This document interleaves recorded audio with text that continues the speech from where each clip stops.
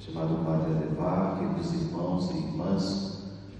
Estamos celebrando hoje o 5º domingo da Quaresma, já muito próximos da Semana Santa. O próximo domingo já é domingo de Ramos, né? Vamos entrar na semana mais sagrada do ano. E hoje a liturgia nos fala de recomeço, da oportunidade que Deus nos dá de recomeçar. Quantas vezes já aconteceu conosco, né? Ao longo da nossa história. 3 períodos históricos citados hoje na liturgia nos ajudam a pensar um pouco nas formas de recomeço. O primeiro, na vida do povo de Israel. O profeta Isaías e também o salmista lembravam para nós o tempo do exílio. O povo estava na Babilônia, o povo estava distante da terra de Israel, e Deus prometia restauração, uma promessa de recomeço. E lá, muito tristes na Babilônia, eles lembravam depois do Cântico dos Salmos, né? Nossos opressores nos pediam: cantai hoje para nós algum cântico de Sião, né? Os cânticos muito conhecidos, a forma com que tocavam a harpa, a cítara. Tocai hoje para nós algum cântico de Sião.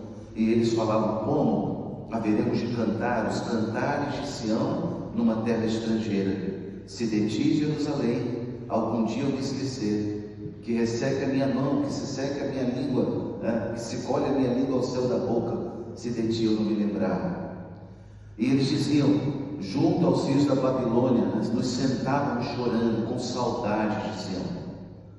O povo sofreu muito aqueles 40 anos lá na Babilônia. Sofreu longe da pátria, longe do templo, longe dos costumes, longe dos hábitos que eles haviam aprendido com a lei de Moisés.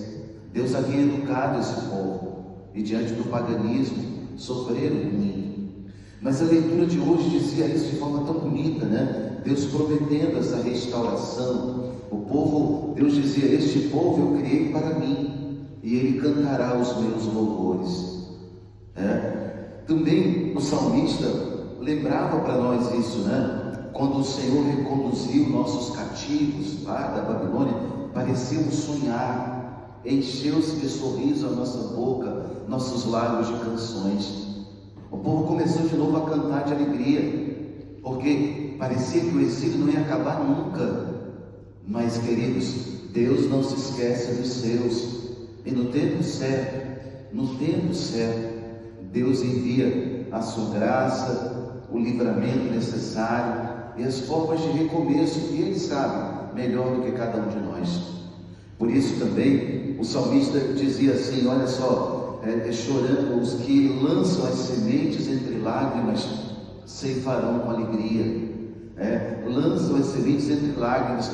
Parece que o sofrimento não vai acabar nunca, parece que o exílio não vai acabar nunca, parece que a provação, a tribulação não vai embora nunca, mas os que lançam as sementes entre lágrimas ceifarão com alegria. Chorando de tristeza sairão, espalhando as sementes, mas cantando de alegria voltarão, carregando os seus feixes. Ou seja, nesse primeiro momento, o momento do exílio, a oração do salmista é também a nossa oração hoje. Mudai a nossa sorte, ó Senhor, como torrentes no deserto.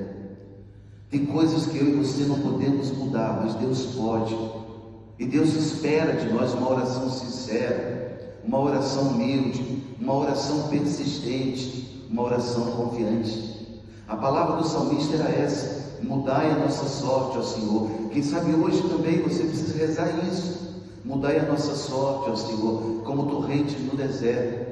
Porque o salmista se prostra diante de Deus na certeza de que Deus pode mudar a sua história e pode dar um novo recomeço. O segundo exemplo citado na liturgia de hoje de recomeço foi o exemplo do apóstolo Paulo, né? Nós sabíamos como Paulo era irrepreensível na lei mosaica, era um judeu que vivia o farisaísmo de forma esplêndida. Ele mesmo fala isso. Mas tudo aquilo que para ele, de um currículo bem vasto, tudo isso que para ele eram vantagens, ele considera como lixo diante do conhecimento de Jesus Cristo, seu Senhor. A palavra do Evangelho hoje, da leitura hoje, é um divisor de águas da vida de Paulo. Ele está contando, olha, tudo isso que o mundo tanto elogiava, tudo isso que o meu passado tinha aí com um grande destaque diante do conhecimento de Cristo, não é nada, não é nada. Que lindo, irmãos, quando nós entendemos isso. Que lindo quando nós entendemos que conhecer a Cristo é o que de maior pode acontecer na nossa vida. Não estou falando de conhecimento intelectual, porque estudar sobre Cristo até o ateu pode estudar. Eu estou falando de experiência. Eu estou falando daqui da cabeça para o coração, do coração para a cabeça, sabe? Da experiência com Ele, de viver na presença dEle, de saborear em adoração essa presença maravilhosa. Foi isso que Paulo estava dizendo para nós. Tudo que eram vantagens do mundo ele considera como lixo, agora não serve mais diante do conhecimento de Cristo, Senhor. A Bíblia, quando fala essa palavra conhecer, não é só no nível acadêmico, no nível intelectual ou de estudo sobre alguma coisa, é no nível de fazer experiência. Conhecer é fazer uma experiência. Conhecer a Deus é experimentar algo de Deus. Você viu essa missa hoje, está aqui, ouvindo essa homilia. Peça a Deus essa graça. Senhor, eu quero ter uma experiência profunda contigo. E se você já teve, pede a Deus: Deus, leva-me para águas mais profundas, para experiências ainda maiores. Tira-me da superficialidade da fé só burocrática, do compromisso, do bater cartão. Já fui à missa, já cumpri preceito. Não sai desse lugar, não precisa mais. Jesus falou: não vos chamo servos, eu vos chamei amigos, porque eu vos dei a conhecer tudo que ouvi do meu Pai. Ou seja, Ele quer ter intimidade conosco. Amigos, ei, vem para cá, amigos, sente-se à mesa, amigos. Já não vos chamo servos, mas vos chamo amigos. Por isso a palavra de Paulo hoje de conhecimento de Cristo é essa. Eu considero tudo como lixo. A palavra é essa, lixo. Sabe, uma coisa que você descarta, e como se não servisse mais. Paulo está dizendo: a minha história é muito bonita, etc e tal, mas tudo isso considero como lixo para ganhar Cristo e ser encontrado, unido a Ele, a vantagem suprema de conhecer Cristo Jesus. Deixa eu dizer para você mais uma vez: não vai acontecer nada maior na sua vida do que o conhecimento de Cristo. Conhecer a Cristo é conhecer a vida eterna. É entrar já nesse mundo de Deus, ainda nessa terra, é verdade, ainda nesse vale de lágrimas, como a gente reza na Salve Rainha, ainda vivendo entre luzes e sombras nesse mundo, sim, mas é já conhecer a vida eterna. Quem tem o Filho tem a vida eterna, diz o Senhor lá no seu Evangelho. Então Paulo cita para nós esse recomeço. Eu não sei como você viveu até aqui, mas Cristo é um marco na tua história. Você pode celebrar e dizer isso: antes de Cristo era uma coisa, depois de Cristo agora é outra coisa. A experiência com Cristo que nós adoramos e servimos.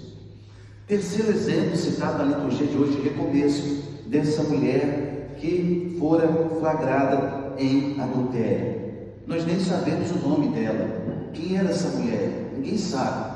Alguns tentaram identificá-la como Maria de Magdala, Maria Madalena, Maria de Betânia. Não sabemos. O que nós sabemos é que ela foi pega num flagrante adultério, que para a lei mosaica era um crime. Qual era a pena que ela devia pagar? O apedrejamento. Ela devia ser lapidada em praça pública, diante de todos. Todo mundo tinha direito. Diz lá a lei, que todo mundo podia pegar uma pedra e apedrejá-la até a morte.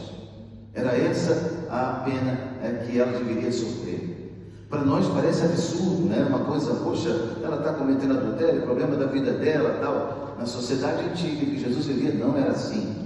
E aquela mulher, naquele adultério flagrante, foi jogada diante de Jesus. Você pode imaginar a cena, aqueles homens agarrando a roupa dela e jogando-a diante de Jesus. Aquela mulher ali prostrada, humilhada, envergonhada, aquela mulher que, olhando aquilo que ela havia vivido, ela podia pensar: acabou minha vida aqui, não tem mais jeito.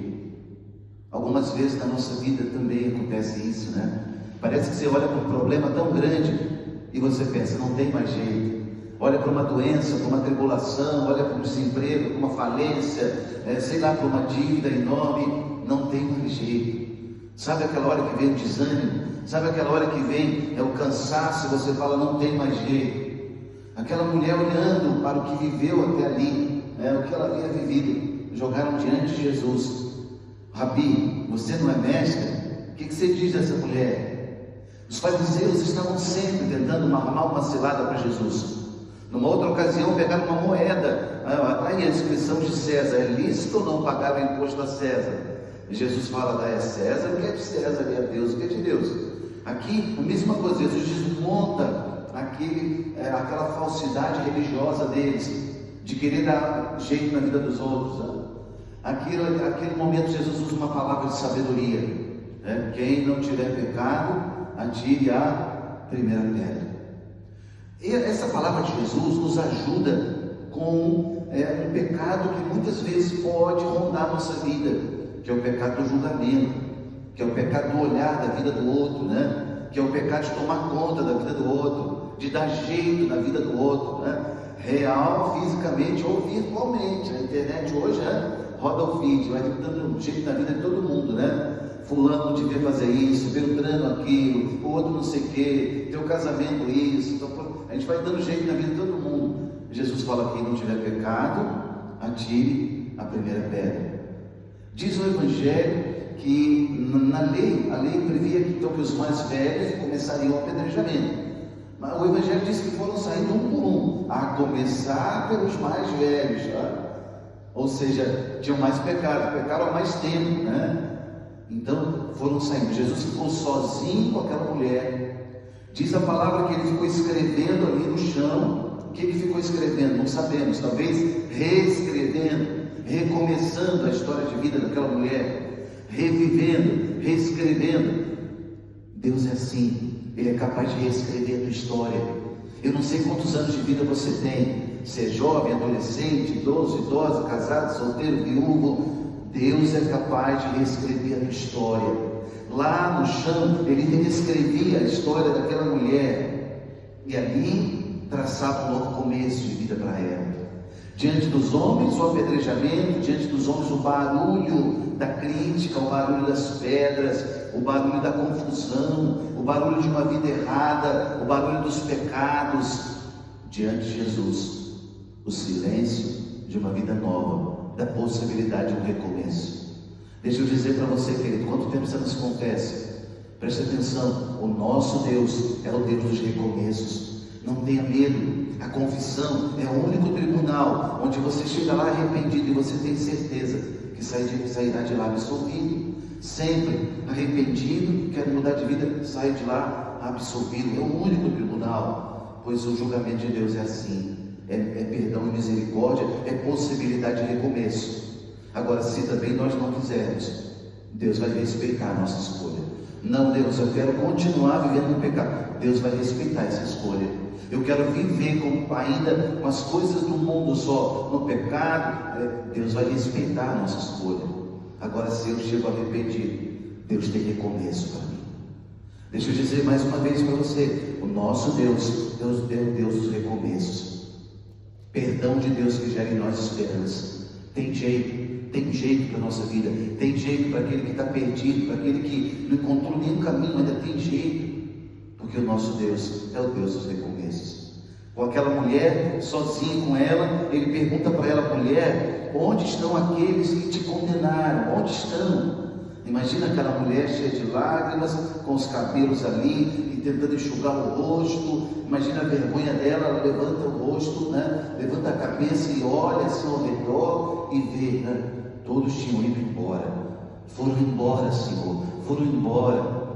Pois eu também não te condeno, mas vá e não peques mais. Muda de vida, sai dessa condição degradante, essa condição que você tem vivido até hoje, de um objeto usado. Sabe lá Deus quantos homens usaram aquela mulher, quantos homens estiveram com ela, sabe lá Deus que situações ela terá vivido. A samaritana, naquela outra palavra do Evangelho, ela já estava no 6º casamento, E Jesus falou, e esse que está contigo não é teu. Viveu uma vida também muito, digamos assim, tentando acertar, buscando de uma forma ou de outra. Essa mulher, que não sabemos o nome, ela está ali também, né? Vá e não peques mais. Ela está ouvindo de Jesus: eu te dou a possibilidade de recomeço, mas vá e muda de vida. Essa palavra, irmãos, é uma palavra de recomeço, é uma palavra de encorajamento, mas é uma palavra também de verdade, porque o mundo de hoje é um mundo que acha que Jesus vai passar a mão no rostinho e vai dizer: não, filho, tem problema não, pode ficar aí no adultério, ei, tem problema não, pode ficar no homossexualismo, tem problema não, pode ficar à vontade, fazer o que você quiser, vai com um, vai com o outro, pode ficar assim mesmo, o importante é ser feliz, curte a vida, né? Deus é amor, Deus não vai te cobrar nada, Deus é amor. O mundo prega isso, Jesus não falou isso. Jesus falou: eu não te condeno, mas vá e não peques mais. Não peques mais. Sai desse lugar de pecado, sai dessa condição, sai dessa experiência degradante. Eu tenho vida para você e vida em abundância. É bem diferente, né? A acolhida, a misericórdia, mas uma acolhida e misericórdia que dá jeito na vida, de conversão, de mudança de mente, de mudança de rota, né? Eu estava indo para um lado e estava tudo errado, e eu vou para o outro lado, porque Deus me pediu, porque o mandamento de Deus me ensinou. É isso que nós aprendemos hoje. O relativismo prega outra coisa, prega esse negócio que tudo pode, o importante é ser feliz, né? Como assim? O importante é obedecer a Deus. Isso é importante. Ainda que me custe, ainda que eu tenha que renunciar, o importante é obedecer a Deus. Escreve isso aí dentro da sua alma. Está difícil, o importante é obedecer a Deus. Te custa, o importante é obedecer a Deus. Se a gente obedece a Deus, está tudo certo. Vai ser difícil, vai ter porta estreita, vai ter renúncia, vai ter que deixar coisas para trás, vai ter. Mas se obedeço a Deus, está tudo certo. Eu vou seguir adiante. 3 palavras de recomeço: povo de Israel, São Paulo e Jesus com aquela mulher adulta. A 4ª palavra é a sua vida, é a sua história. Pensa nisso hoje, nesse quinto domingo, quinta semana que entramos agora da Quaresma. Já a semana que vem, Semana Santa. O que você vai entregar para Deus nessa Páscoa? Páscoa é passagem, é mudança, passagem de uma pessoa pior que eu era e agora eu melhorei com a graça de Deus. Passagem do pecado para a graça, de uma vida na escuridão para uma vida na luz. Passagem. Que Páscoa eu vou entregar para Deus? Que Páscoa eu vou viver? Vai ser só comer chocolate? É isso a tua Páscoa? Não, é a Páscoa da graça de Deus na minha vida, da ressurreição, de um homem que estava morto aqui dentro, e com a luz de Cristo ressuscitado, eu ressuscito na alegria, na esperança, na possibilidade de cumprir a minha missão nesse mundo de forma melhor. Pensa nisso hoje. Você é a 4ª história de recomeço. Nós, eu e vocês, 4ª história de recomeço que nós queremos contar a partir dessa liturgia. Que Deus nos ajude, Nossa Mãe Maria Santíssima e São José, nosso Pai e Senhor. Em nome do Pai, do Filho e do Espírito Santo. Amém. Fiquemos em pé, irmãos.